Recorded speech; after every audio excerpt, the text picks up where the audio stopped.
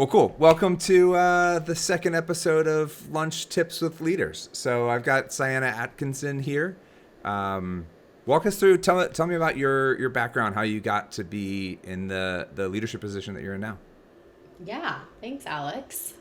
So I'm the director of the Segment Outbound Sales Development team today. I oversee the North America and the Latin America teams. I first started my career as an SDR myself at a small company outside in San Bruno, California, right near the airport. And so I graduated college, started as an SDR, did the grind. I was East Coast time zone. I was getting up at 5 a.m., driving on the freeway, making cold calls in the office at 6 a.m. The lights would turn off. So I'd have Do you have to like wave your Yes. And I think what's funny about my time as an SDR is I actually hated it when I first started. I hated making cold calls. I cried to my manager saying I felt like a sleazy salesperson trying to get these people to give me 30 minutes, and it just didn't feel like authentic or organic for me. My manager just told me, you're going to have to fix that, or it's not going to work here. And so I kind of just sucked it up. And then when I started actually understanding the product and understanding our buyer personas, I genuinely felt like I could help these people. And that totally changed the way that I thought about sales development, thought about making cold calls, and I started to see so much more success. What triggered that shift? I think I knew I had to figure it out. I knew I had to pay my rent, and I didn't want to quit a month in. And at that point, we were still, it was before COVID. And so I was on the floor and I could hear other SDRs around me leaving calls, making voicemails. And that gave me the confidence where I was like, oh, okay, this isn't that hard. And other people around me are doing it and succeeding with it. And so I just followed the people that knew what they were doing, and would just move my chair over to their desk as they made calls, watch them on their screen, watch them, fully do the entire cold call. And that really helped. So when did you jump into a leadership role? Yeah, so at that company, I became a team lead where I was tasked. I wasn't directly responsible for managing anyone, but I had two SDRs that were struggling to hit certain KPIs. And so I was tasked with improving that. And that's where I got my first, management experience. Prior to graduating college, I worked at a summer camp every year, and I had some leadership roles. My last year there, I managed the full camp of 50 staffers.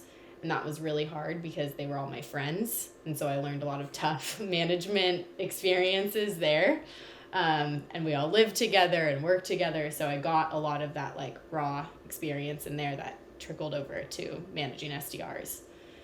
And in that time, when I was a team lead, there was one SDR who was struggling to write his emails. And we went into a room and I just took the computer and wrote the emails for him, thinking that was gonna, make him a perfect SDR. Yeah. And the next week he would show me the same email that he was writing the week before. And I just light bulb moment kind of went, okay, well, this isn't gonna help this person. I can't do it for him. And so that kind of kickstarted my passion for leadership and coaching, particularly getting people to really ask themselves those questions, how can I be doing this better when you're not in the room?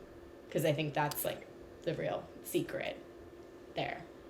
And then so going from somebody who said that they didn't like SDRs, they didn't like being an SDR, how do you go to leading an entire two regions in North America and Latin America? Yeah, it's a good question. Let's see. Then I left that. Then I became a manager there. Because there were some changes. We started hiring only in Chicago for those SDRs, and I was living in San Francisco, so I kind of knew that at one point there wasn't going to be people to manage. So I joined Segment back then as an enterprise SDR manager, and that was right before COVID, literally April of 2020. And I thought I was another great learning moment, I thought I was gonna be able to meet my team and have lunch with my team every day. And I was going to build trust, and I was the new person coming in, and that never happened, and never actually never got to see the segment office. And then everything was virtual, and that totally challenged me in terms of how do I become a leader and build my brand and become a manager in that regard. And then from that, had a lot of learning moments, and then around a year and a half later took a second line role. So I think I've learned so much in, change management, and the things that fire me up are like transforming a team. And so I think I was able to do that and prove the way that the enterprise SDR team at Segment transformed, and then was able to take that and apply that in my interviews as a second line role. And now that's basically what I've been trying to do as a director. Have had other regions, have included EMEA and APJ at certain times, but now back to North America and Latin America. I'm interested in this because I've had a lot of discussions about this, and I've talked to a lot of early in career people. But when you look at career pathing for the SDR type role, SDR BDR type role, what do you coach and advise to? I mean, are you in the camp of your long-term career is within that SDR camp, whether it's in a leadership role or being an enterprise SDR, or is it a pathway into sales? Because I think there's kind of two distinct camps of you do this SDR in order to get into sales, or you do this SDR and stay in kind of business development, in pipeline development. Where do you fall on that spectrum? Yes, I think those are the main two. I would also say, like, our goal is to help develop like the talent for the entire company. So we've had people go CSMs, enablement, and then back into SDR leadership. We've had some people go to product marketing. So our goal is so that all SDRs, whenever anyone is looking for an open role, they want to come to our team and say, hey, we're hiring for this. If you have any people that, you think would be a good fit, we'd love to interview them. The majority, like you said, are interested in sales and want to become an AE and want to close their own deals. For myself, though, I actually, when I was looking at companies from my first company to my second, I got an AE role at Okta, and I just looked at the offer and I don't know, my gut just said, I don't want to do this. And, but I totally entertained the idea of going AE route, and something about going to Segment and becoming an SDR manager just, I don't know, was pulling me in that direction. But at that time when I declined the AE offer, I didn't have the Segment SDR manager role at all at that point. So I declined it with nothing else to lean back on, which was definitely a scary moment. I think I personally always knew that management, this was the way that I could get management experience. I knew I couldn't go manage an AE team, and I knew that I could always go back and learn how to close a deal if I wanted to gain that experience. And so for me personally, this was a better path to kind of moving. Yeah, that makes sense. Ranks. Yeah. If you're thinking about your team as a feeder for all of these other teams within the organization, you've got your AEs, your SDR leadership team, you are probably in this position where you're always having to fill the absences from your top talent. Your top talent is going to every other team. So that, how do you onboard and train and develop new people to fill those gaps and not miss your numbers? Mm-hmm. That's like the $1 million question, I would say. In a perfect world where we're not in a recession and other teams are constantly hiring and tech is booming, that is the exact scenario that we fall into. It's high ramp, always hiring, big cohorts, and always promoting. There's a few things that we do to try and prevent this thrash. One of them is whenever we talk to internal teams, we try to agree with them that we can only have SDRs get promoted at the end or beginning of a new quarter, because we hold quarterly quotas for SDRs. Yeah. So that helps us plan a little bit. We've also worked with finance and our sales leaders to make sure that we can preemptively backfill roles, because realistically, if someone's getting promoted, next month, we need to already have their backfill in seat. So it takes a lot of planning ahead. It takes a lot of like constantly interviewing, constantly keeping that funnel alive. And then, as you mentioned, another thing is when we're losing our top talent, how are we replacing that? So we have an onboarding program that used to be 8 weeks long, and we had a manager dedicated to that. Now it's 4 weeks. So we're constantly trying to update that and track our ramping metrics. But really, if you're thinking about that in a perfect world, and if an SDR is going to be in seat for 12 months, you're really getting 6 to 8 months of that full productivity given ramp. And then they're going to start interviewing for that next role. They're going to start transitioning off.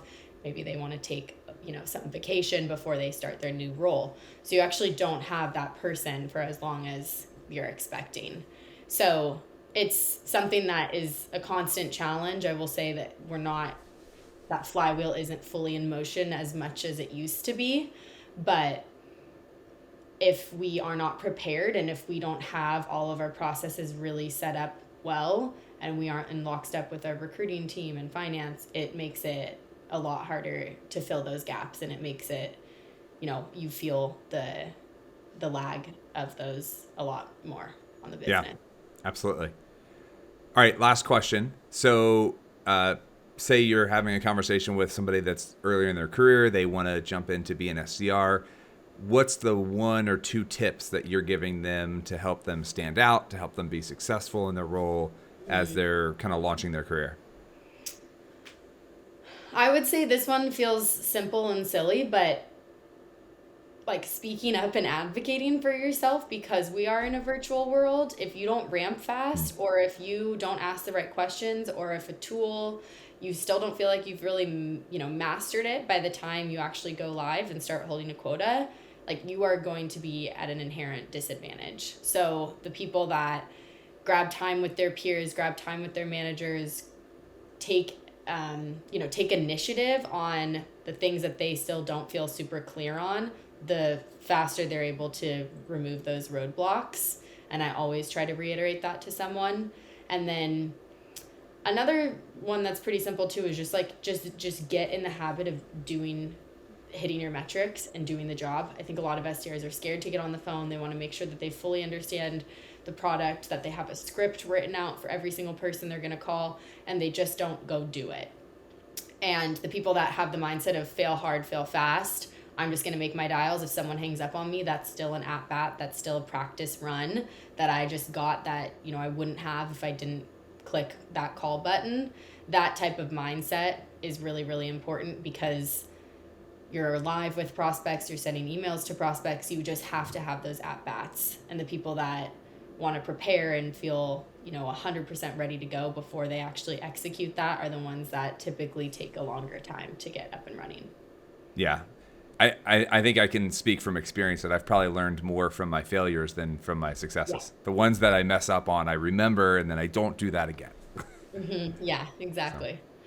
So. Awesome. Well, thank you so much for hopping on, and I appreciate the conversation. Yeah, absolutely. Thanks for having me.